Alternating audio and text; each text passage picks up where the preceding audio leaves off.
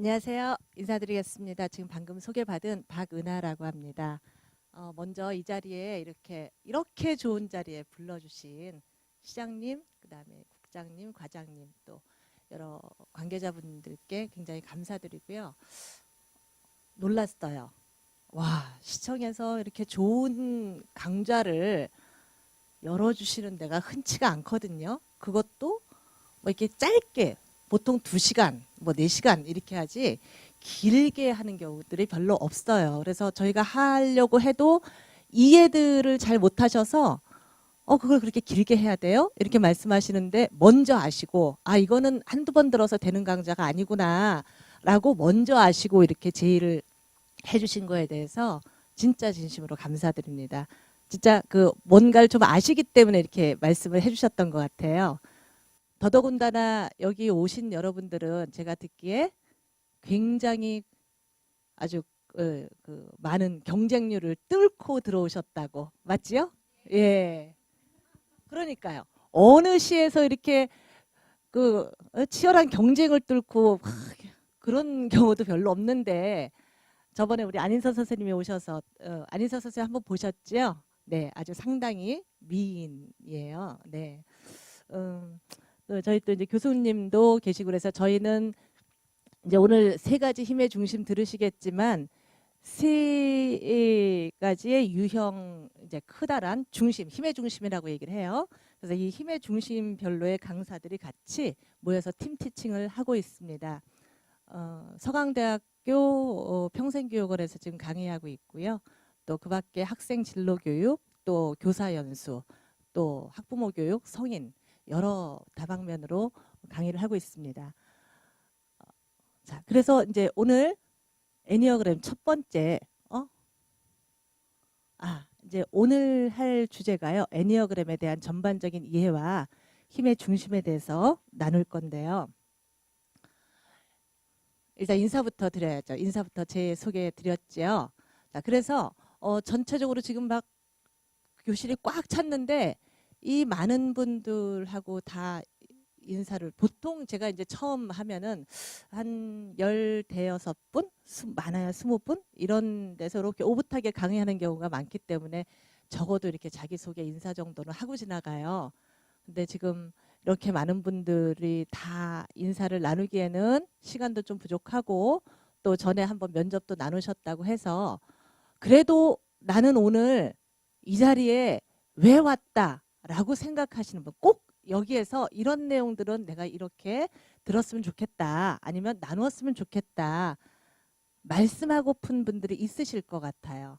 그래서 몇 분만 이야기를 좀 듣고 진행을 하겠습니다. 어떻게 오셨어요 오늘?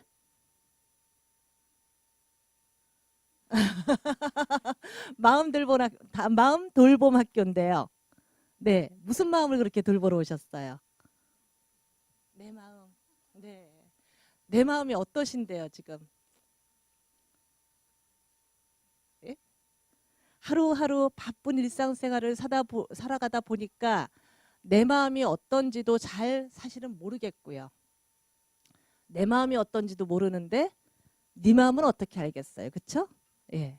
내 마음 나도 모르고 상대 마음은 더 모르고 그러니까 서로 갈등이 일어날 수밖에 없고요. 그래서 서로 마음이 다치고 갈등을 겪게 되고 이런 관계 속의 연속을 살아가는 것 같아요.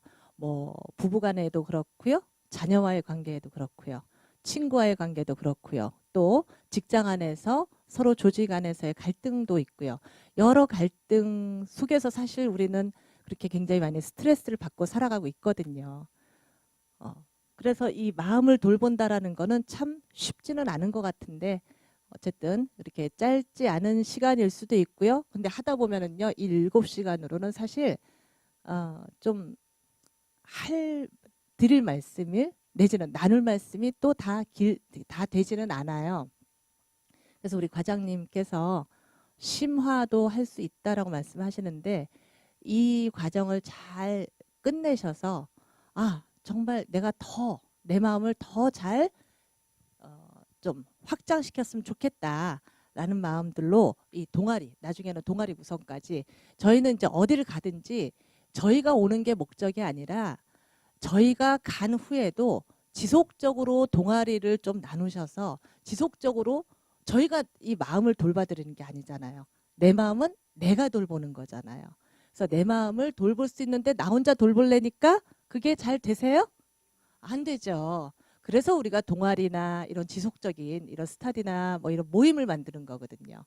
그러니까 저희는 항상 끝나고 나서 자체 동아리나 이런 것들을 참 만드셨으면 좋겠습니다라고 추천을 해드리는데 마침 말씀해 주셔서 네, 감사합니다. 그래서 말씀을 듣고 보니까 그냥 계신 분들이 별로 없으시네요. 그렇죠? 활동들을 주로 하시고 특히 시와 관련해서 여러 일들을 많이 하시는 분들이 있으신 것 같아요.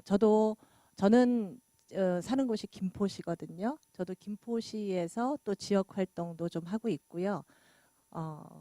그래서 이 시청 쪽에서 하시는 분들이 굉장히 평소에도 이렇게 관계에 대해서 오시는 분들은 평소에 굉장히 활발하게 활동을 하시는 분들이 많이 계실 것 같아요. 그래서 특히 이 과정을 통해서 더욱더 좋은 관계성을 유지해 나가는 활동가들로도 거듭나실 수 있기를 기대하겠습니다. 네, 그래서 강의 계획표는 지금 여러분들 보신 워크북에 교재에 있고요. 지금 딱 하나 미리 좀 사정을 말씀을 드리고 싶은 건 이한숙 교수님의 유형 1의 1의 두 번째 시간, 다음 시간이 이한숙 교수님 시간이잖아요. 근데 피치 못할 개인적인 사정으로 조금 다음 주에 일정이 생기셨어요. 그래서 조금 양해를 부탁드리면 유형 2의 3, 12월 5일 날 하는 제 수업하고 바꿔서 제가 다음 주에 한 번 더 오고 이한숙 교수님은 12월 5일 날 오는 걸로 양해를 미리 좀 부탁드리겠습니다. 네, 감사합니다. 자, 나는 누구입니까까지 지금 인사를 나누었습니다. 그런데 여러분들이 지금 오늘 애니어그램이란 것에 대해서 뭐 수업을 강의를 들으러 오셨단 말이에요. 애니어그램에 대해서 들으신 분들도 있으실 거고요. 어떤 분들은 못 들으신 분도 있으실 거고요. 그렇죠? 예. 혹시 전에 애니어그램이라는 걸 좀 들어보신 분들이 있으세요? 한번 들어보신 분. 몇 분 좀 계시네요. 그리고 대부분들은 좀 처음이시고요. 어디서 좀 들어는 봤지만 그냥 뭐 성격 검사다 정도로 이해하시는 분들이 많으실 것 같아요. 그렇죠? 네. 그래서 우리 지금 그 과장님이나 국장님 나가셨는데 처음 준비할 때 제가 뒤에 그 검사지를 준비해 오기는 했어요. 그런데 사실 저희는 검사지를 선호하지는 않아요. 그 이유에 대해서는 여러분들이 이제 7강을 다 끝나가면은 그래서 그랬구나 라는 거는 아실 거예요. 어쨌든 오늘 검사를 하기는 할 텐데요. 애니어그램은 일반적인 성격 검사는 아니에요. 뭐 여러분들이 뭐 MBTI라든지 뭐 교류 분석이라든지 아니면은 자녀들이 많이 하는 홀랜드 검사라든지 직업 적성 검사를 하는 그런 식으로 검사를 해서 나는 뭐 R형이다, 나는 무슨 뭐 ESTP다, 뭐 이런 식으로 자신의 성격을 분석하는 검사지들을 많이 좀 하신 분들이 있지요. 그런 검사지들은요. 나는 어떤 사람이야? 나는 뭐 외향적이고 뭐 직관적이고 직관력이 뛰어나고 어떠고 어떤 사람이야 라는 거예요. 거기서 좀 더 하나 나가면은 그래서 나는 어떤 직업군에 어울려 내지는 뭐 창의성이 있어 이제 이런 거예요. 애니어그램은요. 그 내는 지금 이런 성격인데 크게 지금 뭐 이렇게 원으로 둘러싸여 있는 그 9개의 유형으로 나뉘어져 있는 어떤 성격인데 내가 왜 그런 성격으로 형성되었는지 내가 내 어렸을 때부터 형성되어 온 어떤 무의식 같은 것들이 어떤 민마음이 있어서 내가 지금 그런 행동이 나타나게 되었는지를 파악하고 성찰하고 그 다음에 그러면 내가 이런 문제로 인해서 내가 다른 사람과 이래서 갈등을 겪고 있구나. 타인도 그의 그런 문제가 있기 때문에 그의 그러한 형성된 민마음이 있었기 때문에 나와 안 맞았구나 라는 걸 이해를 하면서, 그러면 많이 들으셨을 거예요. 상대와 나의 성격은 서로 틀린 거예요? 다른 거예요? 다른 거죠. 그렇죠. 그럼 틀린 거니까 너는 틀렸어. 나는 맞았어. 그리고 너 틀린 거를 고쳐줘야 돼요? 아니죠. 너무 다 잘하세요. 그런 건 이제 뭐 이렇게 방송 뭐 강의 너무 많이 듣고 다니셔서 이젠 틀린 게 아니라 다르다라는 거는 너무 잘 아세요. 그러면 그 다음 작업은 어떻게 해야 되겠어요? 누가 변해야 돼요? 내가 변해야 돼요. 내가 어떻게 변할지에 대한 길을 제시해주고, 내지는 내가 변할 수 있는 변화의 방식을 서로 나누어가는, 그게 애니어그램이에요. 그래서 지금 뭐 이제 그 검사를 통해서 여러분들이 어떤 유형이다라고 나오실 수는 있는데, 그 유형의 사실은 이 밑마음에 있는 걸, 그러니까 겉으로 드러나는 행동이 아니라 내가 왜 그런 행동을 하게 됐는지에 대한 밑마음을 보는 작업이기 때문에, 이 검사를 하는 와중에서도 여러분들이 좀 체크가 잘못되는 경우들이 있어요. 그래서 꼭 그 유형이다라고 찾아내는 분들이 나중에는 내가 내 마음을 들여다보니까 아니더라라는 분들이 많이 있기 때문에, 검사지의 문제가 아니라 여러분들이 이제 그런 것들을 주로, 뭐 지금까지도 제가 대학원을 공부하는데 그 대학원에 있는 선생님들도 지금까지도 자기 유형을 못 찾는 분들도 계세요. 예. 왜냐하면은 깊은 속에서 내가 왜 그런 이 마음이 형성되어 왔는지들을 의식하지 못하거나, 어떤 분들은 금방금방 찾기도 하는데 어떤 분들은 이런 것 같기도 하고 저런 것 같기도 한 그런 것들이 계속 지속되어 오기 때문에, 그래서 검사지로 딱 1, 20분 해서 나 이거야 라고 하면 어떤 면으로는 선입견이 생기실 수도 있어요. 그래서 좀 이따가 하는 거에 대해서는 여러분들이 참고만 하셨으면 좋겠다. 그리고 쭉 강의를 들으시면서 또 사례도 나눌 수 있으면 서로 나누시면서 나중에 최종적으로 아 그렇구나라고 판단하시는 것이 더 좋겠다라는 말씀을 드립니다. 예, 간단하게 애니어그램의 역사를 이제 뭔지는 알아야 여러분들이 검사를 할 거 아니에요, 그렇죠? 아무것도 모르고 뭐지? 라고 할 수는 없잖아요. 지금 보시면 사쪽에 보시면 이렇게 지금 동그라미에 숫자가 써 있어요. 예. 이 동그라미에 숫자가 써 있는 게 바로 애니어그램의 도형인데요. 애니어와 그라모스라는 말의 합성어고요. 애니어그램이란. 그래서 애니어는 아홉이라는 뜻을 가지고 있고요. 그라모스는 점, 그림이라는 뜻을. 그래서 9개의 점으로 이루어진 그림이다.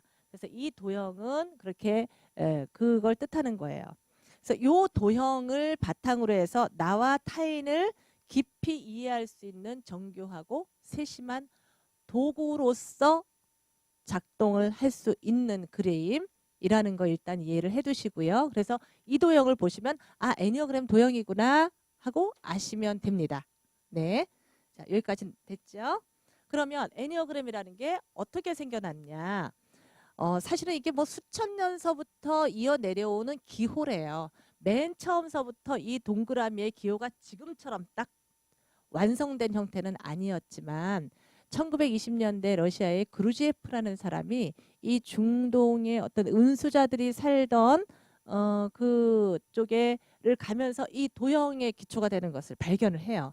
발견을 하면서 이분이 와서 굉장히 신비주의 학자거든요. 이분이 연구를 하면서 아 이게 뭔가 인간의 마음과 관련이 있겠다 싶어서 이것을 1920년대 서구 사회로 전파를 해요. 근데 오늘날 이게 사람의 심리와 관련이 있다라고 관련지어서 연구한 거는 1970년대에 정신과 의사 이카조와 그다음에 심리학자 나란조, 미국의 나란조에 의해서 현대 심리학이 결합돼요. 그래서 이 사람들에 의해서 그러니까 1920년이니까 불과 지금 약 100년 정도 된 거예요. 예. 100년 정도도 채 안 된 이 학파고요. 우리나라에선 처음으로 카톨릭 쪽의 신부님, 수녀님 이 두 분 정도가 1980년 정도에서 도입을 해오세요.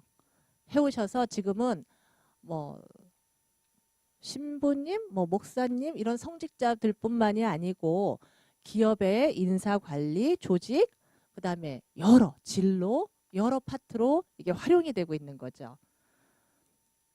이렇게 활용이 되게 된 근저에는 90년대에 돈 리차드 리소와 러스 허드슨이라는 사람에 의해서 더욱더 이게 좀 내용이 심화되는데요. 여러분들이 이제 요 수업을 조금 들으셔서 애니어그램이 어떤 거다라고 좀 이해가 되시면 애니어그램에 관해서 가장 고전적으로 보는 책이 애니어그램의 지혜라는 책이 있어요. 예, 좀 이렇게 좀 도톰한 책이거든요. 몇백 페이지거든요. 근데 그걸 지금 보세요라고 말씀을 드리기에는 좀 이렇게 그 어려운 용어들이 있을 수 있어요. 그래서 기본적인 거를 좀 들으시고 보시면 훨씬 더 의식이 좀 확장이 될 수 있어요. 확장이 되는데 이 리소와 러스라는 분들은 의식의 확장, 그 다음에 어떻게 보면 좀 영적인 도구, 그 영성적인 면이라고 할까요? 그래서 종교 쪽에서는 이쪽으로 좀 많이 확장을 시키고 있는데 이런 영성적인 부분에 의해서 심화시키고 있고요. 그 다음에 헬렌 팔머라는 사람은 이거를 기업의 인사관리 쪽에 초점을 두어서 또 확장을 시켜요. 그래서 우리나라에는 이게 종교뿐만이 아니고 기업, 인사관리 이런 여러 조직, 단체 등등에 다 활용이 되는 걸로 오늘날 대중적으로 확산이 되고 있는 거죠. 근데 이게 초창기에 처음에 들어올 때는 여러분들이 지금 애니어그램 하면은 성격 검사 아니에요? 라고 얘기를 그러니까 이해를 하신 거는 바로 처음에 들어왔을 때 이렇게 잘못 전파가 된 경향성들이 좀 있었어요. 애니어그램 하면은 성격 검사하는 거 아니야? 인간의 성격을 어떻게 9가지로 나눠? 9가지가 어떻게 다 똑같아? 예. 그렇게 나누어라고 딱 규정지어서 이렇게 보시기 때문에 사람들에 의해서 사람의 성격을 9가지로 나누는 건 좀 너무 그렇지. MBTI 16가지로 나누는 것도 그렇게 딱 나눌 수 있는데 사람을 이렇게 나누는 건 좀 그래. 근데 끝까지 들어보시면 알겠지만은 9가지로 나누는 게 다가 아니고 9가지 아래에도 또 분류가 되고 또 분류가 되고 그래서 애니어그램이 말하는 것은 결국에는 다 이렇게 각각의 고유성이 있다라는 얘기고요. 그런데 그 고유성에 있는 사람들을 이렇게 9가지로 좀 분류를 한 거는 이 사람들이 가지고 있는 껍데기를 어떤 껍데기를 갖고 있느냐라는 걸로 분류한 것일 뿐이라는 걸 말씀을 드릴 수 있습니다. 그래서 이제 애니어그램이 뭐다라는 거는 좀 이해가 되시죠? 네. 한 말씀만 더 하고 검사를 하고 힘의 중심에 대해서 설명을 하고 그렇게 할게요. 여기 지금 텔레비에는 안 나타난데요. 제가 그래서 애니어그램은 단순한 성격 검사가 아니다라고 하셨잖아요. 여러분들이 오늘 이제 애니어그램에 대해서 좀 개념적으로 말씀을 드리자면 사람이 처음에 태어났을 때 우리 아이의 모습을 볼까요? 자녀분들 있으신 분들 거의 다 많으시죠? 자녀분들이 처음 태어났을 때 그 모습을 생각해 보세요. 그 아이가 처음부터 악했나요? 처음부터 사춘기 중이병 걸린 우리 지금 그 아이처럼 그렇게 그냥 승질만 내고 그랬나요? 아니죠. 그 아이의 모습은 어땠어요? 천사 같았고, 물론 성선설도 있고 성악설도 있지만 천사 같았고 깨끗했고, 여기 계신 여러분들도 아기 때는 천사 같았고 깨끗한 왜요? 본인이 그랬었다고 생각하니까 좀 쑥스러우세요? 그런데 지금의 모습은 어떠세요? 지금의 모습은요? 환경의 지배를 많이 받으셨어요. 그래서 어떠세요? 지금의 모습이? 행복하세요? 물론 행복하시죠. 네. 아주 행복해 보이세요. 네. 행복하시죠? 그런데 처음에 태어났을 때 그 순수하고 깨끗했던 그런 모습이 지금도 유지돼 있으세요? 지금도 그 아이의 때 깨끗한 모습이라고 생각하시는 분? 없으셔요. 세상에. 얼마나 환경의 지배를 많이 받으셨으면, 얼마나 세상이 깨끗지 않았으면은 이렇게 다 여기 서 있는 저도 그렇고 오신 여러분들도 그렇고 다 이렇게 지금 그런 상태란 말이에요. 그런데 이렇게 순수하고 깨끗한 상태를 애니어그램에서는 뭐라고 얘기를 하냐면은 이거를 본질이라고 얘기를 해요. 본질. 그래서 우리는 가끔 뭐 본질로 찾아 떠나는 뭐 나를 찾아 떠나는 여행, 본질로의 여행. 뭐 제가 맨 끝에 성격을 넘어 본질의 바다로 뭐 이렇게 넣었죠. 이 본질을 찾는 작업이에요. 애니어그램은. 네. 그런데 이 뭐 9, 1, 2, 3, 4 이렇게 뭐 이제 번호를 쭉 다 아이고 너무 이런 식으로 번호가 다 나뉜단 말이에요. 처음에 인간은 처음에 본질적인 면에서 태어났을 때는 물론 태어났을 때 그 자기의 기질은 있어요. 첫째 아이 키워보고 둘째 아이 키워봤는데 똑같은 부모가 똑같은 사랑을 줬는데도 첫째 아이하고 둘째 아이는 다르지요. 예, 달라요. 어떻게 다르세요? 자녀분들이 어떻게 다르세요? 네, 네. 그러니까요. 우리 애들도 그래요. 첫째 놈은 좀 착하고 이게 물론 이제 그 이렇게 성장 환경에 따라서 첫 아이하고 둘째 아이하고 또 다르죠.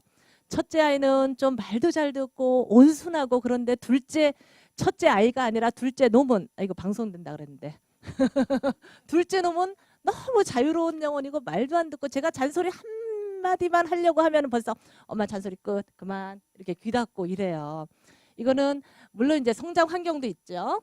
성장 환경도 있는데 또한 그 아이의 기질도 있기 때문에 그래요. 근데 그 기질이라는 게 처음 태어났을 때는 굉장히 깨끗한 그런 그 순수한 상태였는데 이게 자라면서 엄마가 자꾸 잔소리를 해. 엄마가 자꾸 뭔가를 나한테 어떤 위협적 요소를 다가와. 아니면 엄마뿐만이 아니고 부모 양육자나 성장 환경이 나한테 어떤 그 저해 요소, 방해 요소라고 다가오는 순간 아이는 자꾸 자기를 방어하려고 해요.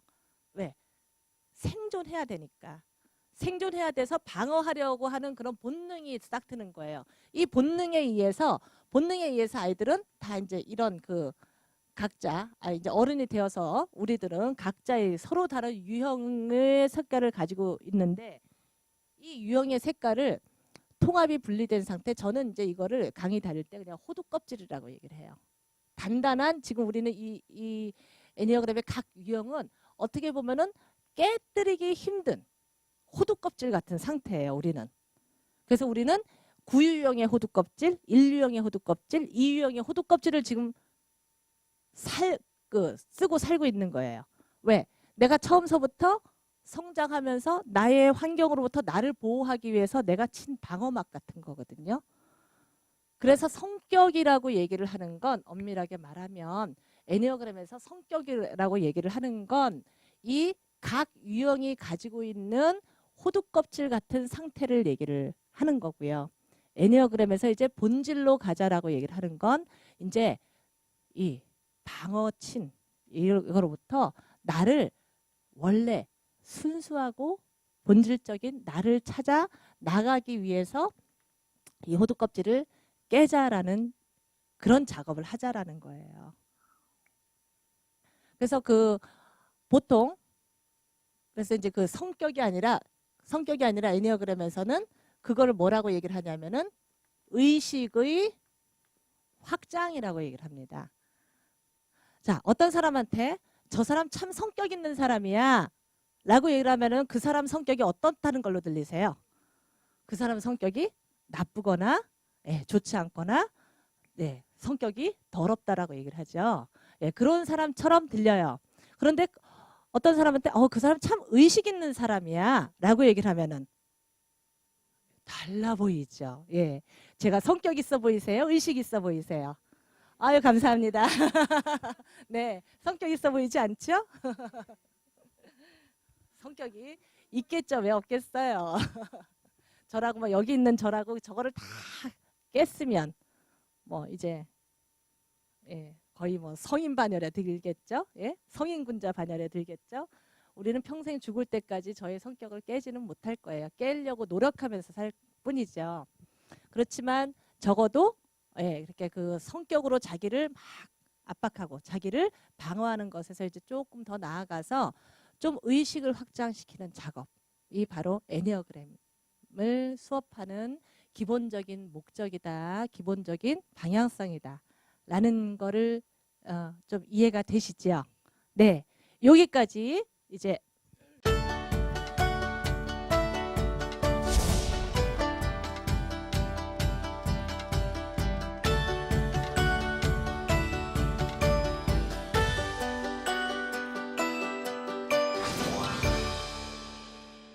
네. 80% 정도는 거의 또 많이 찾으시고요. 또 아니신 분들도 있고 그런데다가 이제 유형을 들어보시면 유형마다 또 좀 비슷한 게 있어요. 뭐 예를 들어서 1하고 6유형이 좀 이렇게 착각을 하실 수 있고요. 이 설명을 듣지 않고 이렇게 체크를 하시면 1인데 6유형으로 찾거나 6인데 1로 찾으신 분들도 있고요. 또 2나 9유형하고 또 이렇게 서로 비슷해서 또 나중에 보면 나 9유형인데 2로 찾았네. 2인데 9로 찾았네. 이런 분들이 계세요. 그래서 검사지가 이제 섣불리 여러분들이 가셔서 오늘 당장 니네 너 해봐 라고 하시기에는 너무 조심스럽다라는 말씀을 드리는 거예요.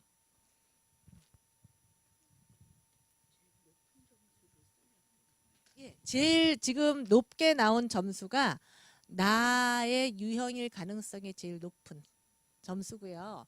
그런데 이렇게 그 1, 2, 3, 4, 5, 6 쭉 원으로 있잖아요. 네, 그래서 그 옆에 쭈르륵 높다. 만약에 내가 2가 45점인데 3이 40점이야. 뭐 이러면 그 옆에 점수도 같이 유의해서 보실 필요 있어요. 있고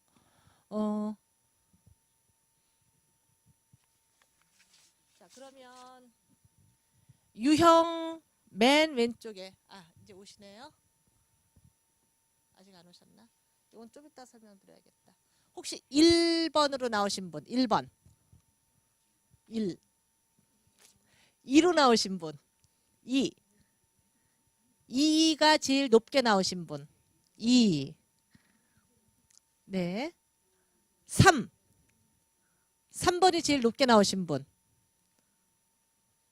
3번은 없으세요? 4 4가 높게 나오셨어요. 5 예, 그래도 골고루 있으시네요. 6 네 7 7은 없으세요? 7? 6도 6이랑 7 둘 다 높게 나오셨어요? 네. 8 없으세요? 제일 처음에 한 게 8이에요. 제일 처음에. 네. 8이야.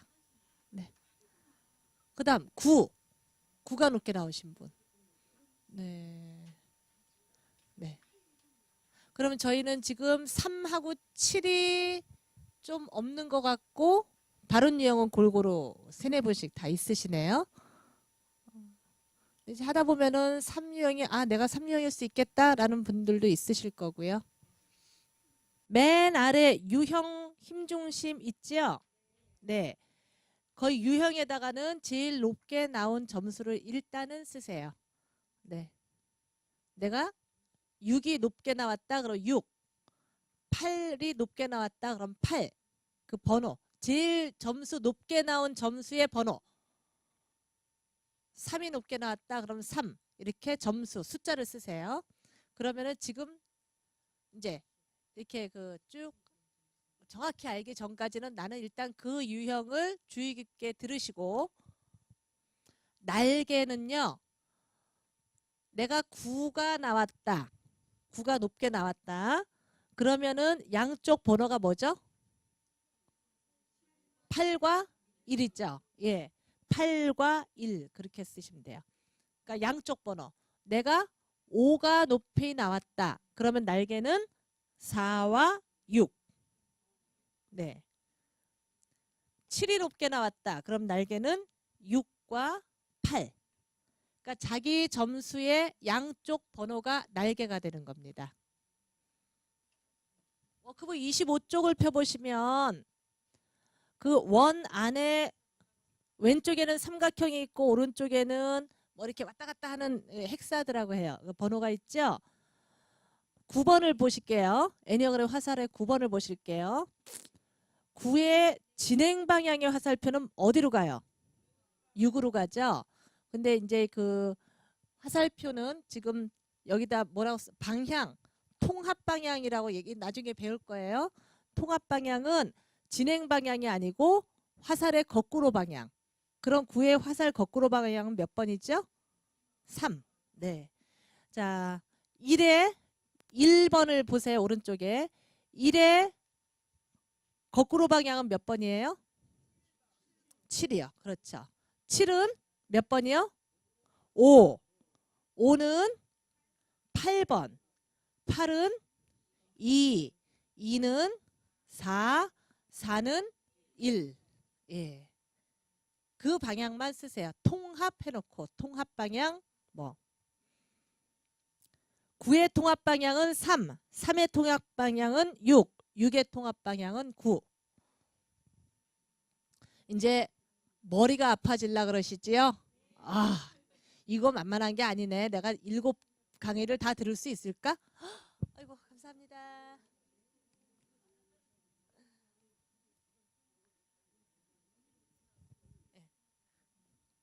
7번 강의를 이렇게 머리 아픈 걸 내가 다 들을 수 있을까라고 걱정이 되시겠지만 여기까지 하셨으면 다 되신 겁니다. 제일 어려운 수업을 지금 여러분들이 지금 하고 계신 겁니다. 네.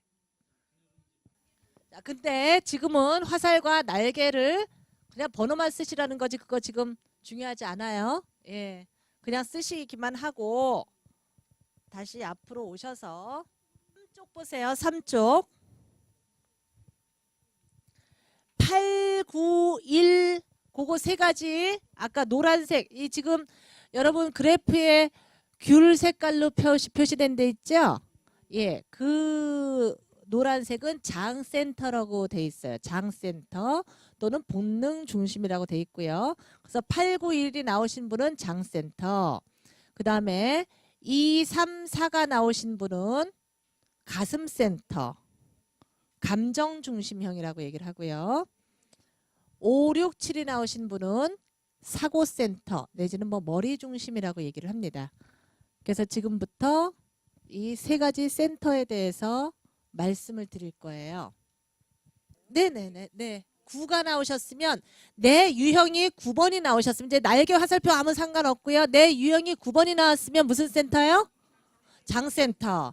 내 유형이 5번이 나왔으면 머리센터. 내 유형이 4번이 나왔으면 가슴센터. 그렇죠? 그거를 맨 오른쪽 트리 타입스에 쓰시라는 겁니다. 자, 이제 어려운 거 다 끝나셨어요. 다 되셨죠? 네. 헷갈리죠? 그러게요. 헷갈려요. 이게 애니어그램이 그렇게 간단한 게 아니라니까요. 네? 간단히 그냥 하는 것만 하면은 벌써 끝났는데 간단한 게 아닌데 이 어려운 걸 여러분들이 해내셨습니다. 네, 대단하십니다. 아직 화살표는 이해가 잘 안 가시죠? 화살표 다시 보세요. 25페이지 워크북 25페이지 펴보세요. 워크북 25페이지 펴보시면 자 2의 화살표가 거꾸로는 어디예요? 어디로 향해 있어? 4. 그게 내 화살표예요. 그런데 다른 방향으로 돼 있죠? 8로도 돼 있죠? 8은 나중에 보면 그건 이제 분열 방향이라고 얘기를 하고요. 그러니까 우리가 성장하려면 4. 네. 근데 이거 지금 너무 어려워요. 6은 왼쪽이에요. 예, 369 번호는 왼쪽을 보세요. 삼각형. 네. 6의 통합 방향은 9. 네. 지금 굉장히 생소하실 거예요. 예. 그러니까 지금 네. 근데 어쨌든 이거 다시 할 거예요. 네. 이 프로파일지를 워크북과 함께 어차피 이 워크북에 간단한 설명도 있고 교재도 있고 하니까 그냥 계속 갖고 다니세요. 네. 이렇게 오늘 그 교재에다가 끼워 놓고 계속 갖고 다니세요. 그래서 이 유형 설명 다 끝나고 날개 화살표 강의를 따로 할 거예요. 그때 가서 그게 아하 이거였구나니까 오늘 다 할 수가 없어요. 오늘은 커다란 여러분 지금 그 프로파일지에 보면 색깔이 세 가지로 분리되어 있어요. 예. 그래서 애니어그램에서는 이제 그 상징이요. 원이 있죠. 원. 이 원은 원래 우주는 하나다. 하나의 기운이다. 뭐 만다라 뭐 이래서 전체 원 통합을 일으키는 통합을 상징하는 도형이에요. 예. 그래서 전체 하나의 기운을 상징하는 거고요. 그다음에 원 안에 369를 이어주는 삼각형이 있죠. 예. 그래서 이 전체 세계는 세 개의 법칙으로 이루어져 있는 대다수 많은 이 뭐 철학도 그렇고요. 사회 뭐 이 수학도 그렇고요. 뭐 피타고라스 정리라든지 그런 것도 그렇고요.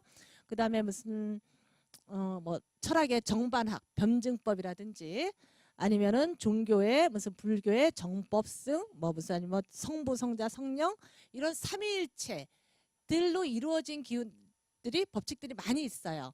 그래서 세 가지의 어떤 그 조화. 그래서 우리가 전체 우리 몸도 크게는 세 가지의 기운으로 이루어져 있다라고 보는 관점에서 우리가 유형으로 들어가기 전에 힘의 중심이라는 거는 전체 머리와 가슴과 장의 세 개의 기운으로 살아간다라는 그런 세 개의 기운에 의해서 힘의 중심도 그 기운으로 나뉘어져요.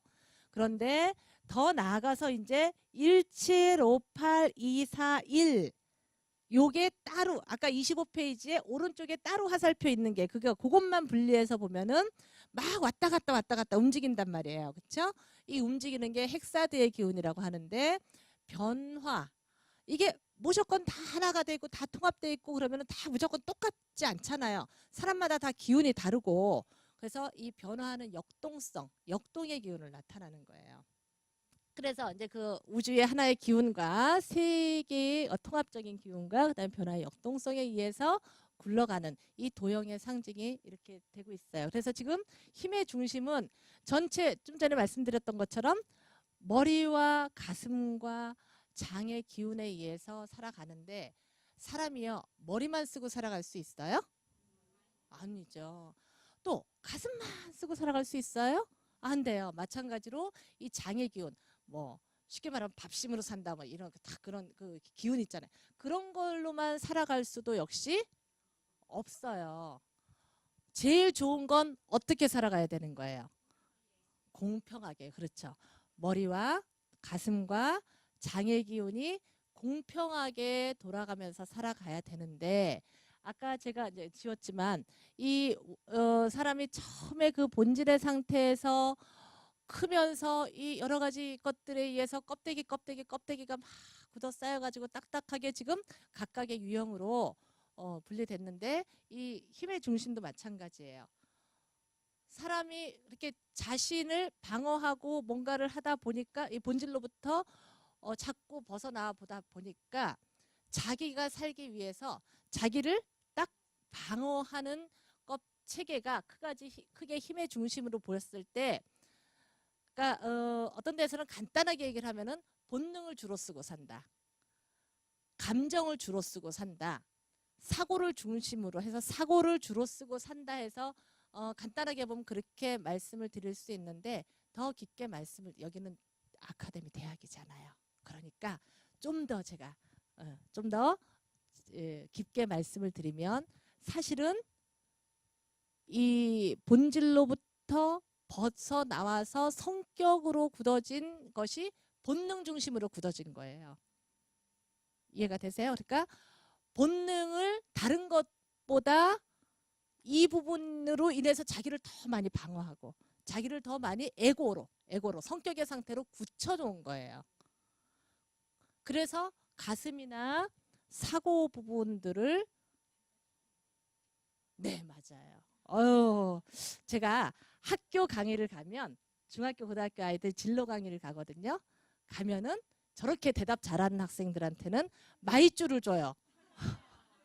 마이쮸가 얼마나 인기 있는데요, 학생들한테. 근데 제가 지금 차에 실려 있어서 오늘도 이걸 가져 들어올까 하다가 그래도 네, 마이쮸 있었으면 드렸을 텐데요. 다음에 네, 다음에 제가 마이쮸 가져오겠습니다. 네, 기대하세요. 앞에서 강의할 때 이렇게 대답을 잘해 주시면은 저도 같이 신나서 같이 맞습니다. 근데 이렇게 얘기하다가 내가 어디까지 얘기했지 하고 까먹기도 해요. 예. 그래서 어쨌든 그 본능의 에고가 강화된 거예요. 이쪽은 감정의 에고가 강화된 거고 사고의 에고라는 것은 성격, 아까 제가 얘기했죠. 성격, 애니어그램에서 얘기하는 성격은 뭐라고요? 자기 자신의 원래 모습이 아니라 원래로 본질로부터 뻗어나와서 자기를 가면이라고 들어보셨죠? 가면. 페르소나라고도 얘기를 하죠. 예, 자기의 가면으로 굳어진 상태가 이런 상태로 지금 나뉘어지는 거예요. 그러니까 나는 남들보다 가슴을 더 잘 써. 나는 남들보다 감정이 더 풍부해. 그래서 나는 감성형인 가슴 중심의 사람이야. 물론 겉으로 맞아요. 맞는데 그걸로 인해서 자신의 뭔가를 좀 더 강화시킨 그런 결과인 거죠. 그래서 본능, 사고, 감정 중심. 크게 지금 이렇게 나눠져 있는데요. 본능 중심의 지금 상단의 891 유형이요. 흔히 장형이라고 들어보셨을 거예요. 장형이라고도 얘기를 하고 또 본능 중심이라고도 얘기를 하는데 이분들은 이 안에 내가 본능을 대로 움직여서 생존하는 것. 생존과 관련이 있어요. 생존해서 이 세상을 어떻게 살아가야 되는지에 대한 그 부분에 관련이 있는데 그런데 그 부분에 대한 저항, 이 몸, 이 그러니까 몸의 감각이 제일 민감하게 작동하는 분들인데요. 사실 제가 아까 이제 본질로부터 잃어버렸다라는 얘기는 뭐냐면 우리는 어떤 때 내 몸이 있다고 의식을 하세요? 자, 내 발이 있다는 걸 어떤 때 주로 의식을 하시죠? 걸을 때, 그런데, 그렇죠. 아파서 내가 다리를 못 쓸 때, 아니면 하루 종일, 그렇죠. 하루 종일 집에 들어와서 다리가 퉁퉁 부었을 때, 그럴 때 비로소 내 몸을 느껴요.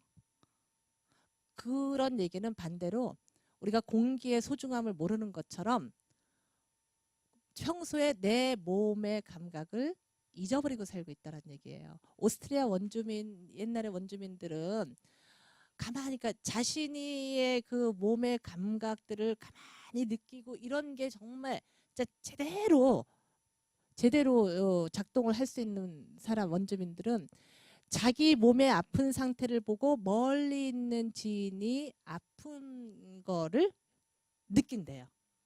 예.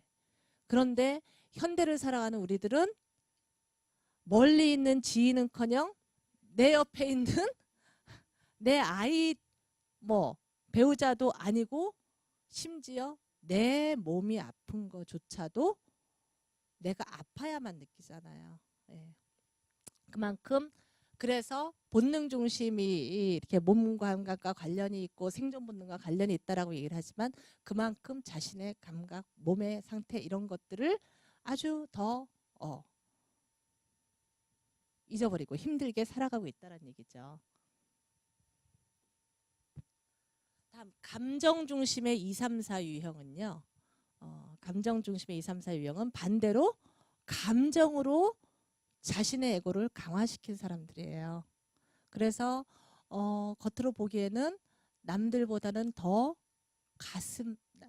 가슴으로 많이 아프고 뭐 감정으로 많이 느끼고 그래서 더 많이 슬퍼하고 뭐 더 많이 아파하고 이런 가슴 에너지를 많이 쓰는 것처럼 보여요. 자기가 그 부분을 강화시켜 왔으니까.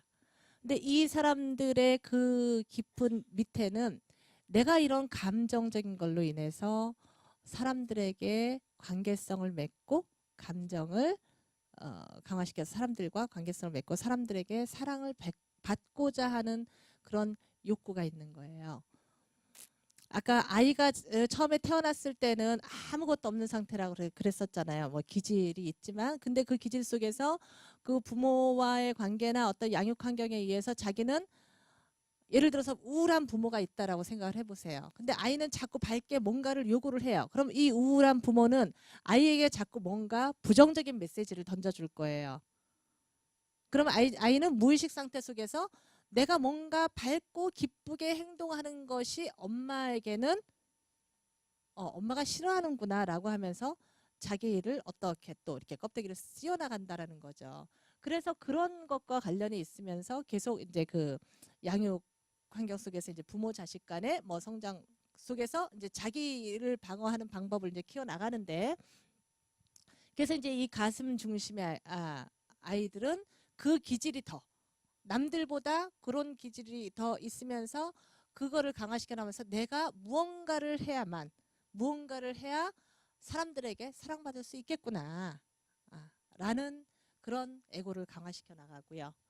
마지막으로 사고 중심의 5, 6, 7 유형은 그래서 이 가슴 중심은 오히려 과거에 내가 옛날에 어떻게 했었더니 무의식적으로 옛날에 어떻게 했더니 부모가 나한테 어떻게 해주더라 아니면 내가 저 사람과 어떻게 했더니 뭐 어떤 상처를 줬더라 라든지 그런 자신의 과거의 상처나 과거의 기억들과 많이 관련을 갖고 끊임없이 그렇지 않게 하기 위해서 현재를 살아가고 있는 반면에 5, 6, 7의 내면에는 머리 중심형들의 내면에는 미래에 대한 불안이 깔려 있어요. 그러니까 자기 삶을 어떻게 살아가야 되겠다는 자원, 안내 지도 상당히 끄덕끄덕 하시네요. 맞아요. 네. 예. 그래서 다른 유형보다 미래에 대한 불안감들이 안에 있으면서 그것으로 머리가 작동을 해나가요. 그래서 주로 삶에 대한 이 안내, 그 다음에 그것에 대한 안전함을 추구하려고 중시를 해요. 그래서 크게 이렇게 세 가지 유형으로 나누어지고 있어요. 크게 세 가지 유형으로 나누어지고 있는데 그래서 이미지를 보시면 대체적으로 머리형은 제가 말씀드리는 건 대체적이라는 말씀이에요. 예. 모든 사람이 머리형은 다 길쭉해? 저 사람 길쭉하니 저번 시간에 오신 안인선 선생님은 저도 크지만 안인선 선생님은 더 길쭉해요. 예. 그런데 안인선 선생님 머리형은 아니에요. 가슴형이에요. 제가 머리형이고요. 교수님이 이제 다다음 시간에 오실 교수님이 장형이에요. 그래서 이렇게 세 타입이 저희가 와서 굳이 비교 대상이 되긴 싫지만 여러분들은 실컷 비교를 하실 수 있어요.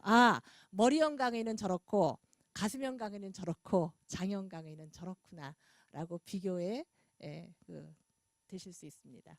각자 장점이 있겠죠. 단점도 있고.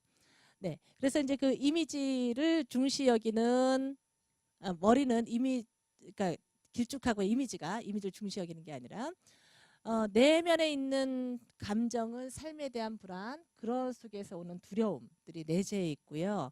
이들의 관심사는 계획, 정보, 아이디어.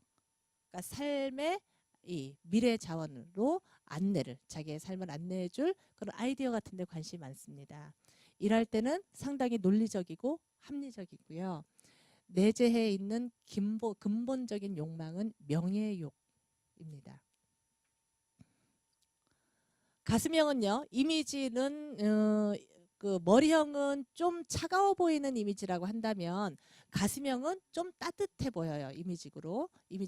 아무래도 가슴이 좀 더 이렇게 풍부하다 보니까 감정이 풍부하다 보니까 그렇죠. 근데 이 내면에는 사랑받지 못할 것에 대한 수치심, 내가 이렇게 하지 않으면 사랑받지 못할 것에 대한 걱정들이 내면에 있고요. 주로 사람과의 관계성에 대한 고민들이 많이 있습니다. 일할 때도 역시 사람 따라 친구 따라 강남 간다고 관계성을 중시 여기고요. 기본적인 욕구는 사랑받고자 하는 욕구가 기본적으로 내재해 있고요. 장형은 상대적으로 좀 이게 그 건장한 체형들의 장형이 많이 있어요. 특히 8유형, 9유형들을 보면은 좀 건장한 체형들이 좀 있고요. 1유형들은 다 그런 건 아니지만 대체적으로 제가 이제 쭉 이렇게 봤을 때 인류형들은 검장하신 분들보다는 왜 외유내 강형 있죠. 작지만 아주 단단해서 쫙 뭔가 일을 추진해 나가는 그 외골수이기도 하고 뭔가 이렇게 그 자기만의 고집이 있어서 그 단단함으로 쫙 일을 추진해 나가는 그런 힘.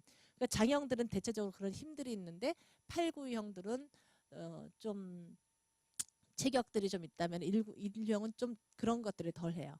내면에 내재해 있는 감정들은 현실에 대한 저항, 그로부터 오는 분노의 감정과 관련이 있고요. 관심사는 일과 의지와 힘입니다. 일할 때는 자기 의지대로 일하는 것들이 제일 중요하고요. 이들은 사람들에 대한 통제, 지배에 대한 욕망이 있어서 지배욕과 관련이 있습니다. 저는 머리형이라고 말씀을 드렸죠. 그래서 저는 가끔 이렇게 막 강의 다니고 뭐 하고 하다가 이제 가끔 시간이 나면 영화를 보러 가는 것을 좋아는 하는데요. 혼자 영화를 보러 가는 것도 좋아하지만 친구랑 같이 보러 갈 때도 좋아요. 근데 그걸 제가 막 미리 계획해서 언제 어느 때 시간이 나니까 보러 가야지가 아니라 하루 이렇게 보다가 오늘 내일 아침엔 좀 시간이 나네 하고서 그럼 내일 영화를 보러 갈까라는 생각이 들어서 다음날 일어나서 즉흥적으로 영화를 보러 갈 때도 많이 있어요. 그런데 그 영화를 보러 갈 때 영화에 대해서 아무 정보가 없으면 마치 제가 캄캄한 터널 안에 갇혀 있는 기분이에요. 이게 저는 공포 영화는 별로 안 좋아하거든요. 막 사람을 갑자기 팍 반토막을 내고 예, 그런 거는 안 좋아하는데 아무 정보 없이 그런 영화를 보러 갔다가 갑자기 팍 놀라거나 그러면 너무 당황스럽잖아요. 가뜩이나 이 머리형은 삶에 대해서도 불안이 많은데 영화까지 보러 가서 그렇게 불안할 이유가 없잖아요. 영화는 머리 식히러 편안한 마음으로 봐야 되는데 말이죠. 그래서 영화를 보러 갈 때는 주로 좀 메시지가 있거나 그러니까 막 웃는 영화보다는 어떤 그 똑같은 사랑 뭐 이 멜로 영화를 할지라도 그 멜로를 통해서 정한 메시지 내지는 뭐 어떤 다른 것들을 주는 메시지 있는 영화들을 좋아하는데 그 영화를 이제 다 한번 이제 상영 정보를 보고 제목들을 보면서 이제 클릭을 해서 스캔을 해요. 그러면 어떤 영화가 좋겠다. 저번에 한번 볼 때도 무슨 그리스 나의 사랑 그리스인가? 뭐 그런 영화 혹시 보신 분이 있는지 모르겠는데 멜로이면서도 이 그리스의 지금 현재 그 무슨 사태죠 그게? 유럽 이후에 그리스가 지금 굉장히 안 좋은 경제적인 위기를 받고 있거든요. 그 속에서 살아가는 사람들의 이제 그런 모습들을 그 속에서도 이제 뭐 그게 그 난민 문제도 얘기하고 막 이제 다양하게 얘기를 하면서 그냥 단순한 사랑 얘기가 아니구나 싶어서 이제 그 영화를 보러 갔는데 얘기가 좀 길어지네요. 그런데 제가 그 영화를 보러 가려고 하면 이제 혼자 갈까 하다가 또 이제 가끔 친구를 불러요. 친구한테 아무개 영화 보러 갈래? 그러면은 그 친구는 그래 잠깐만 이제 시간이 되면 안 된다고 하고 된다고 할 때는 그래 잠깐만 알았어 30분 내로 준비하고 나갈게 막 하면서 이제 저랑 같이 차를 타고 가면서 막 차 안에서 내가 화장도 못 하고 나왔어 이제 안에서 화장을 하면서 그 다음에 물어보는 말이 근데 무슨 영화 보러 가? 라고 얘기를 해요.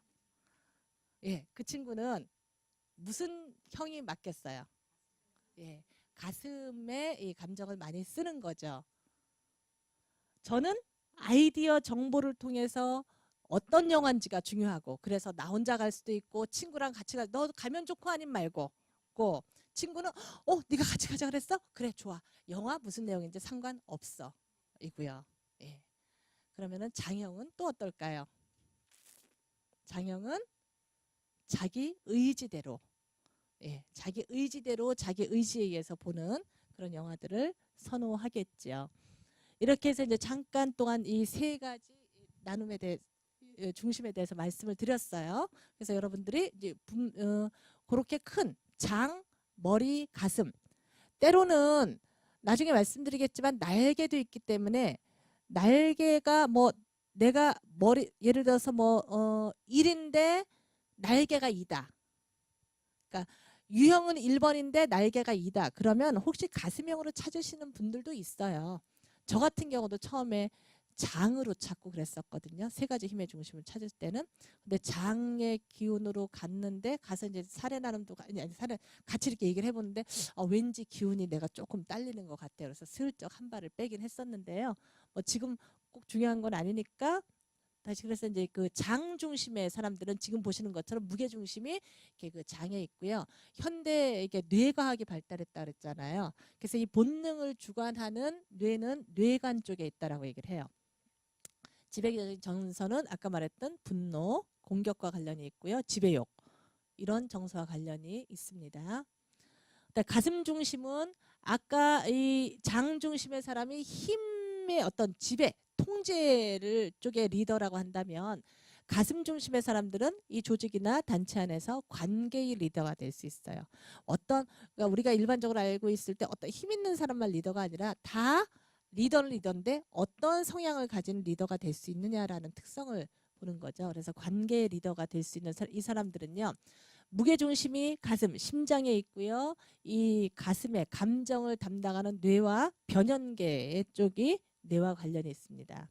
지배적인 정서는 내 안에 있는 본연의 사랑받지 못할 것에 대한 수치심, 그런 것으로 인한 불안감으로 관련이 있고요. 지배 욕망은 애욕, 소유욕. 이 소유욕은 물질적인 소유욕이라기보다는요. 관계, 사람에 대한 소유욕. 그래서 특별히 넌 나랑 친해야만 돼. 뭐 이런 경우 있잖아요.